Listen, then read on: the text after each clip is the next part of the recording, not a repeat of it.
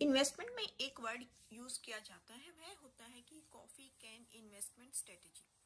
Basically coffee can investment strategy होती क्या है? कॉफी कैन क्या है कि यह शब्द पुराने टाइम में यूज किया जाता था और यह बेसिकली वेस्टर्न वर्ल्ड में यूज किया जाता है, वेस्टर्न कंट्रीज में। इसमें क्या होता था कि जब चीजें पुराने टाइम में ज़माने में डिजिटलाइजेशन नहीं थी, ऑनलाइन नहीं थी, या जैसे आज के टाइम में हम इन्वेस्ट करते हैं तो सब कुछ हमारा डीमेट के थ्रू वगैरह होता है। पहले क्या था कि जब भी आप इन्वेस्ट करते थे शेयर वगैरह में, म्यूचुअल फंड में, तो आपको सर्टिफिकेट मिलते थे।